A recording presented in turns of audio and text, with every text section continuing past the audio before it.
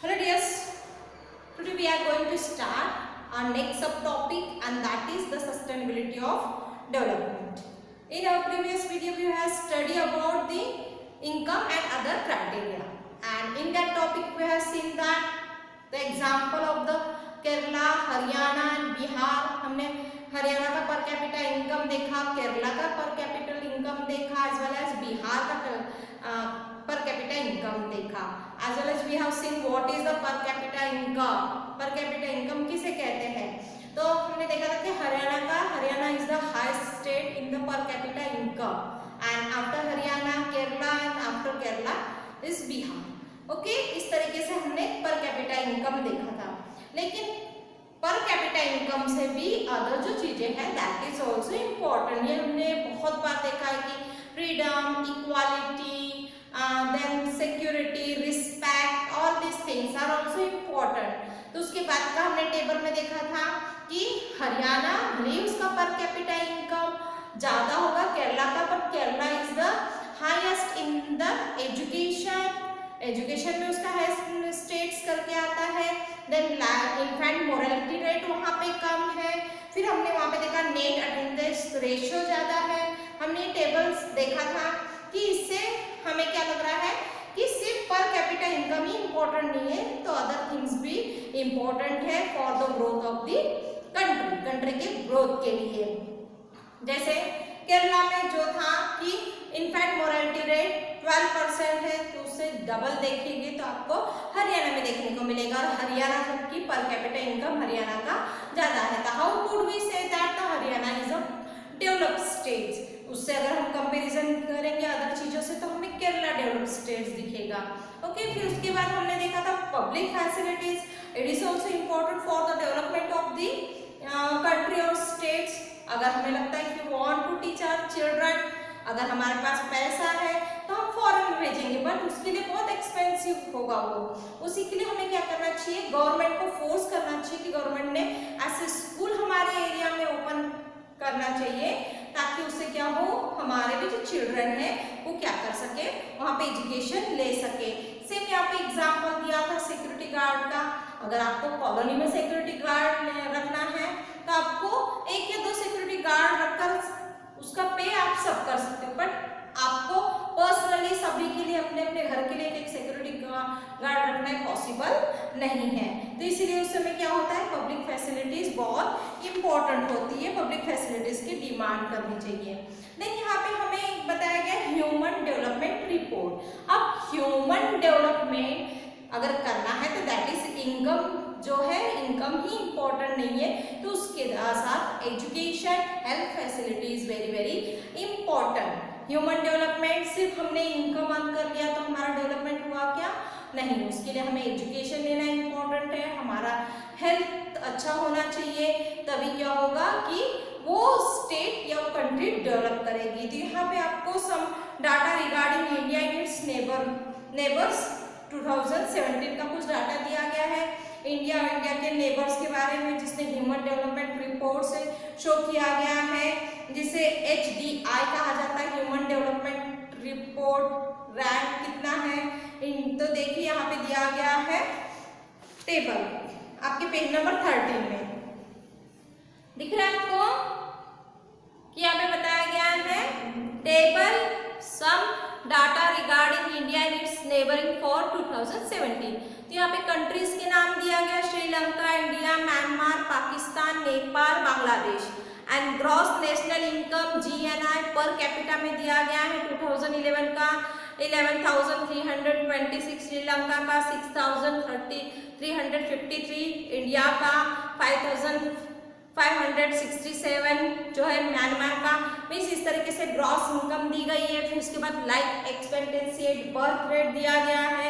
फिर mean years of the schooling of people age 25 के as के लोग कितने जा रहे हैं स्कूल में. Then SDI human development index बताया गया है, रैंक इन द वर्ल्ड 2018. तो इससे आपको देखने को मिलेगा कि सबसे ज्यादा हाईएस्ट लेवल पे आपको इसमें देखने को मिलेगा जो है हमारा Sri Lanka. Sri Lanka is a small country, छोटा सा कंट्री है, लेकिन अगर आप देखा जाए तो उसका जो डेवलपमेंट है वो हमारे इंडिया से भी ज़्यादा हुआ है। अब कोई सरप्राइज लगेगा डाटा देखकर, टेबल देखकर कि इसमें पर ग्रॉस नेशनल इनकम भी श्रीलंका की इंडिया से ज़्यादा है। लाइफ एक्सपेक्टेंसी एट बर्थ देखो वो भी इंडिया से श्रीलंका का ही ज़्यादा है। जो पीपल स्कूलिंग जो जा रहे हैं एज के 25 उसके अबो के जो लोग हैं वो भी देखा जाए तो उसका भी जो क्वांटिटी है श्रीलंका की ज़्यादा है। और SDI ह्यूमन डेवलपमेंट जो इंडेक्स है उसमें भी जो श्रीलंका है, श्रीलंका का क्या बताया गया है 76 बताया गया है। तो इस तरीके से हमने देखा है कि श्रीलंका ओवरऑल तरीके से अगर देखा जाए तो इंडिया से आगे दिखेगा आपको, इसकी पर कैपिटा इनकम भी ज़्यादा है। At they are better than India in life expectancy, life expectancy में भी इंडिया से बेटर किसकी है, श्रीलंका की।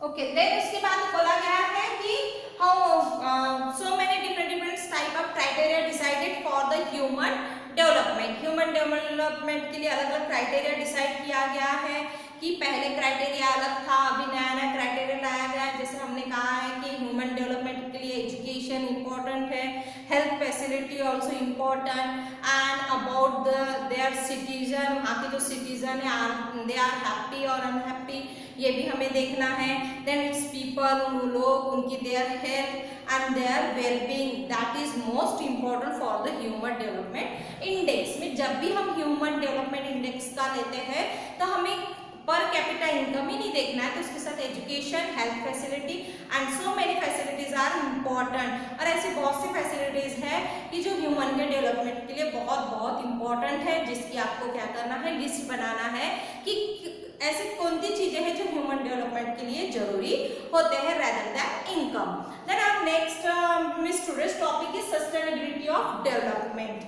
अब क्या हो रहा है कि हम प्रेजेंट में तो खुश है, we are happy in a present, हम प्रेजेंट में बहुत खुश है कि हमारे पास बहुत से रिसोर्स है और हमारे पास हम डेवलप कर रहे हैं। But what about the future generation, future generation में क्या होने वाला, because we have natural resources and they are limited, हमारे पास नेचुरल रिसोर्सेस है वो लिमिटेड है, तो हमें उसका यूज कैसे करना है ताकि हम फ्यूचर में भी खुश रह सके, इसका भी हमें ध्यान देना बहुत जरूरी होता है।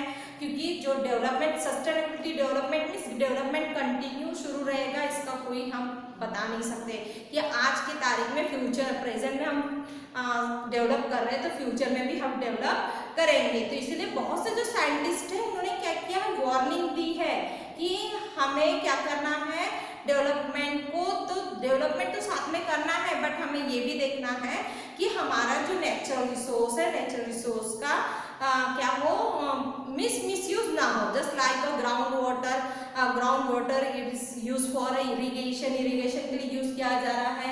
इसका हमने अच्छा खासा एग्जाम्पल भी देखा था, पंजाब, हरियाणा, वहाँ पे क्या हुआ है, ग्रीन रिवॉल्यूशन हुआ है, वहाँ पे पेस्टिसाइड्स, फर्टिलाइजर का यूज करके खेती की जा रही है, उसके लिए वाटर की सख्त जरूरत होती है, बहुत ज्यादा पानी लगता है और इसलिए इरिगेशन किया जा रहा है। अभी तो जहाँ तहाँ देखोगे तो आप इरिगेशन, हर फील्ड में आपको बोरवेल दिखेंगे, ग्राउंड वाटर का यूज कर, मीन्स ग्राउंड वाटर का इतना यूज किया जा रहा है कि कुछ दिनों के बाद ग्राउंड वाटर का लेवल टोटली खत्म हो जाएगा। अभी तो आप देख रहे हो कि धीरे धीरे ग्राउंड वाटर कम होते जा रहा है, एक समय ऐसे आएगा कि ग्राउंड वाटर ही नहीं रहेगा। तो उस समय हमें क्या करना है, हम किस तरीके से डेवलप करेंगे, उस समय हमें डेवलप करना पॉसिबल नहीं होगा। तो इसकी वजह से हमें क्या करना है, रिसोर्स है, रिसोर्स को हमें प्रॉपरली एंड लिमिट में यूज करना है।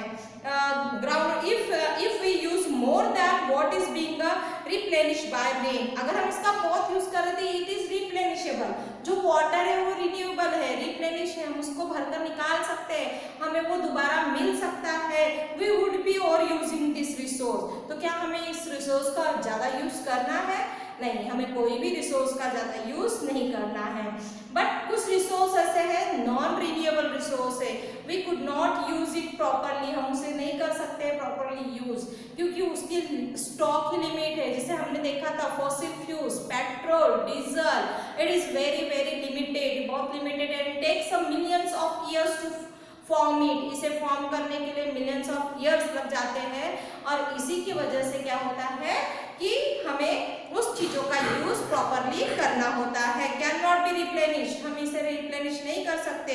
We do discover new resource that we did not know of earlier, और इसलिए हमें नए रिसोर्स की खोज करना है जो भी हमारे पास नहीं है, ताकि उसके जगह हम वो रिसोर्स का यूज कर सकें।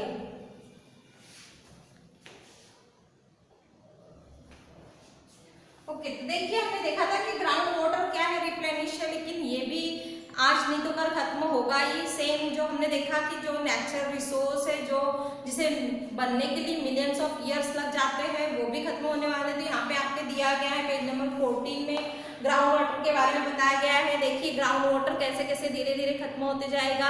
यहाँ पे बताया recent evidence suggest that the ground water is under serious threat of over use in many parts of the country. Means ये लोग इसके लिए बहुत डरे हुए, सीरियसली हमारी डर की फीलिंग क्रिएट कर रहा है क्योंकि इसका बहुत ज्यादा यूज किया जा रहा है। About 300 district have reported a water level decline of over 4 metre during the past 20 years. यानी पास्ट 20 ईयर्स से पिछले 20 सालों से क्या हो रहा है, 300 डिस्ट्रिक्ट में बताया जा रहा है कि 4 मीटर्स की ड्यूरिंग में अगर आप देखोगे ड्यूरेशन में तो क्या हो रहा है, ग्राउंड वाटर डिक्लाइन हो रहा है। नियरली 1/3 ऑफ द कंट्रीज और using their ground water reserve. जो 1/3 कंट्री है वो और यूज कर रही है अपने ग्राउंड वाटर रिजर्व में जो रखा गया उसका और यूज कर रही है। In another 25 years 60% of the country would be doing the same if the present way of using this resource continue। अब 25 years से 60% जो है कंट्री सेम यूज कर रही है और यूज कर रही है इस ग्राउंड वाटर का। And then continuous groundwater overuse is particularly found in the agriculture prosperous region of the Punjab and Western UP। जैसे मैंने अभी बताया कि ग्राउंड वाटर का ज्यादा यूज कहाँ पे हो रहा है, पंजाब और वेस्टर्न पार्ट की यूपी में, क्योंकि वहाँ पे मॉडर्न तरीके से खेती की जा रही है और उसके लिए इरिगेशन की बहुत जरूरत है। Then hard rock plateau areas of central and south India. जो सेंट्रल साउथ इंडिया का रॉक प्लेटिव एरिया है वहाँ पे भी ग्राउंड वाटर का और यूज किया जा रहा है। And some coastal area and the rapidly growing urban settlement. और कोस्टल एरिया में जो अर्बन सेटलमेंट हो रहे हैं, लोग विलेज एरिया से आकर अर्बन एरिया में जा रहे हैं, उसकी वजह से भी क्या हो रहा है, ग्राउंड वाटर का ज्यादा यूज हो रहा है। तो ये is two question, why ground water is over use, ये आपका फर्स्ट क्वेश्चन है। And second, can there be development without over use. ये क्वेश्चंस आपके 2 होमवर्क है, 2 question, why ground water is over use and can there be development without over use. Then next हमने देखा था कि नेचुरल रिसोर्स जो हमने देखा पेट्रोलियम, डीजल, फॉसिल फ्यूल्स, ये क्या है, बहुत लिमिट में है और इसे बनने के लिए हमें मिलियंस ऑफ ईयर्स। तो exhaustions of natural resource, natural resource का भी किस तरीके से डिप्लेशन होता है, ज्यादा यूज किस तरीके से कर खत्म होता है। तो यहाँ पे देखिए रीजन कंट्री दिया गया, रिजर्व्स दिए गए हैं 2017 के, यानी कितना उनके पास कितना रिजर्व था ये रिसोर्स का। क्रूड ऑयल के बारे में बताया गया है, किसके बारे में बताया गया, क्रूड ऑयल के बारे में बताया गया है। ओके, तो इसको देख लेते, number of year reserve in last, means last year से कितना रिजर्व है इनके पास। तो यहाँ पे देखिए कंट्री के नाम, middle east, United states of America and world. तो रिजर्व 2070 का रिकॉर्ड बताया गया है कि जो मिडल ईस्ट है उसके पास कितना था, 1000 मिलियन बैरल्स में 808 इतना रिजर्व रखा गया था। And number of year reserve in last, और लास्ट से इसका जो नंबर बताया गया कितना हो गया है अभी 70, मीन्स 808 जो रिजर्व रखा गया था वो अब कितना हो गया है 70, इतना रिजर्व से उनके पास स्टॉक बचा हुआ है। देन यूनाइटेड स्टेट के पास से 50 इतना ही रिजर्व था, अब वो कितना बचा हुआ है 10.5, मीन्स बहुत कम रिजर्व उनके पास है क्रूड ऑयल का। एंड वर्ल्ड 1697 वर्ल्ड में रिजर्व था, लेकिन अब वो कितना है 50.2, मीन्स पूरे वर्ल्ड में 50.2 ही इतना ही स्टॉक बचा हुआ है। इसलिए हमें नेचुरल रिसोर्स को क्या करना है, उसका यूज करना है, उसका और यूज नहीं करना है।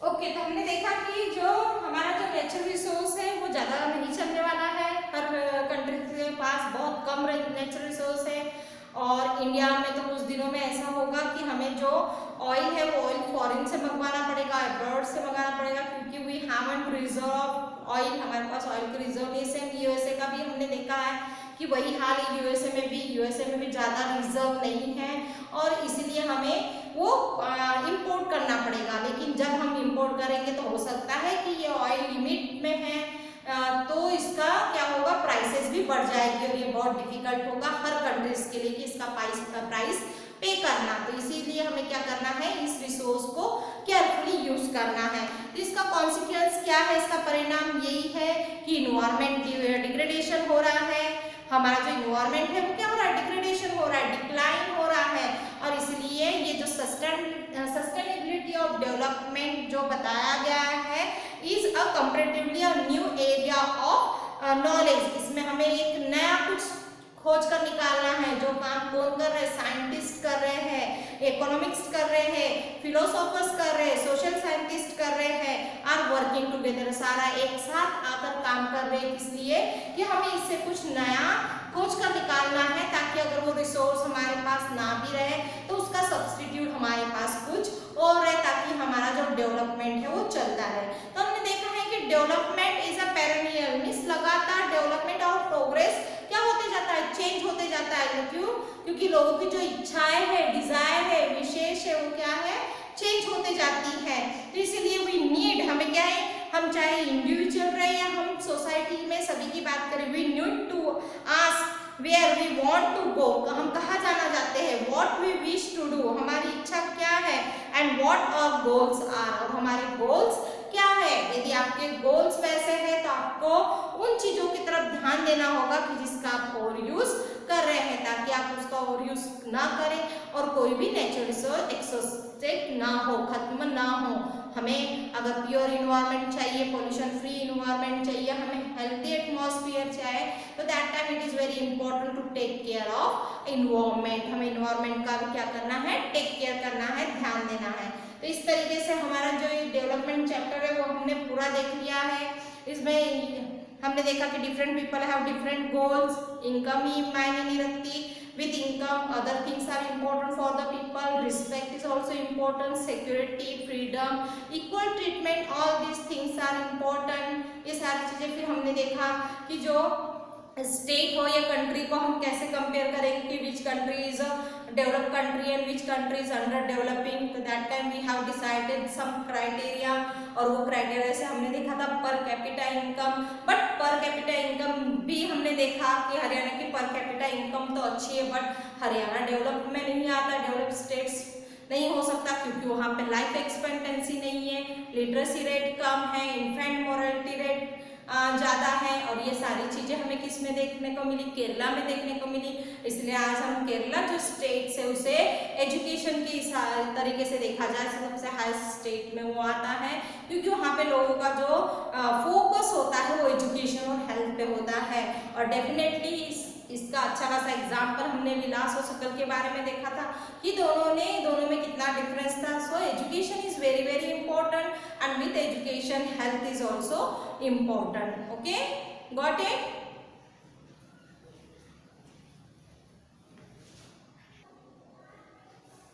Then here is a distinguish between the developing country and the developed country. What are the distinguish between developing country में क्या है, developed country जो है उसके बीच में क्या आपको डिफरेंशिएट देखने को मिलता है।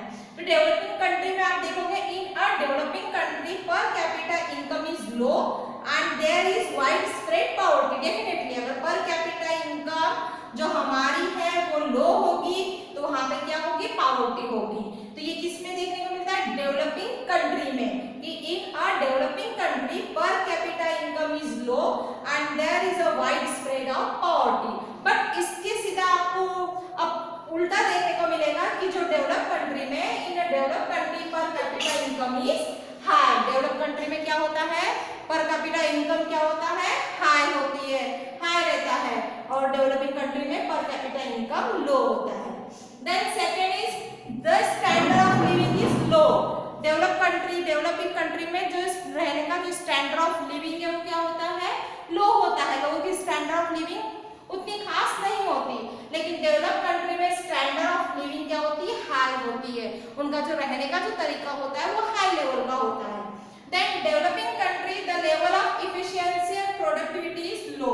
जो इफिशिएंसी का लेवल होता है, जो प्रोडक्टिविटी का लेवल होता है वो लो होता है, और डेवलप कंट्री में जो लेवल इफिशिएंसी का और प्रोडक्टिविटी का लेवल हाई होता है। Okay, then the rate of capital formation is low. जो कैपिटल फॉर्मेशन का रेट होता है वो लो होता है डेवलपिंग कंट्री में, और the rate of capital formation is high. यहाँ पे जो कैपिटल फॉर्मेशन, यहाँ पे कैपिटल फॉर्मेशन आना चाहिए, formation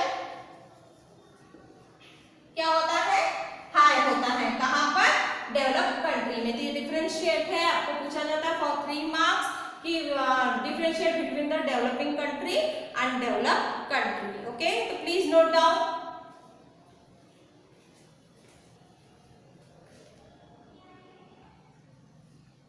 Okay, next question is why is sustainable development essential for economic growth? Economic growth के लिए sustainable development क्यों जरूरी है? तो first is natural resources are not limited, they should be used carefully. हमने देखा है, हमें अच्छी तरह पता भी है कि natural resources ये unlimited नहीं है, not limited means natural resources are not limited, यानी limited नहीं है। इसका मतलब क्या है, कैसे है, नॉट अनलिमिटेड, सॉरी यहाँ पे अनलिमिटेड आना चाहिए,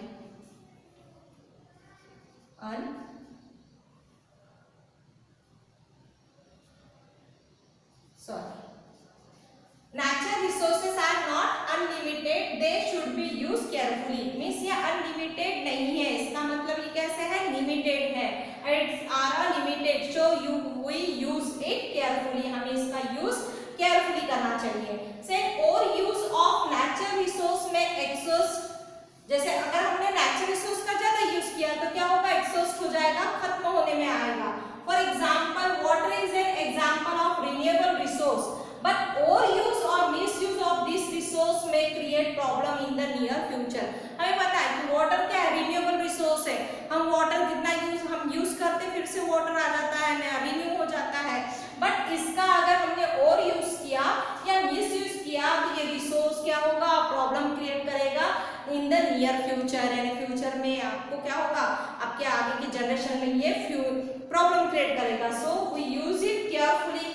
then non renewable resource are limited, जो नॉन रिन्यू होते हैं वो रिसोर्स तो लिमिटेड ही है, petroleum, gas, fossil fuels limited है, and want us to use very carefully so they may be available for future generation। और ये हमें वार्न करते हैं, क्या करते हैं, वार्न करते हैं कि हमें इसका यूज कैसे करना है, केयरफुली करना है, ताकि ये हमारे फ्यूचर में, फ्यूचर जनरेशन में काम आ सके। तो ये दिया गया है सस्टेनेबल डेवलपमेंट के लिए कि क्या है, क्यों इकोनॉमिक ग्रोथ के लिए जरूरी है। तो हमारे पास नेचुरल रिसोर्स अनलिमिटेड है, मींस लिमिट, अनलिमिटेड नहीं है मींस लिमिट में है, इसलिए हमें इसको केयरफुली यूज करना है। दूसरा, ये कभी भी एग्जॉस्ट हो सकते हैं, इसकी वजह से भी हमें इसका ओवर यूज या मिस यूज नहीं करना है। एंड थर्ड वन, ये हमें क्या करते हैं, लिमिट होते हैं, इसलिए हमें वार्न करते हैं कि use it carefully so that we can use in your future generation, हम उसको अपने फ्यूचर जनरेशन में भी यूज कर सकते हैं। तो in this way we have completed this chapter development, then we will meet to our next video with now new subtopic. Thank you very much.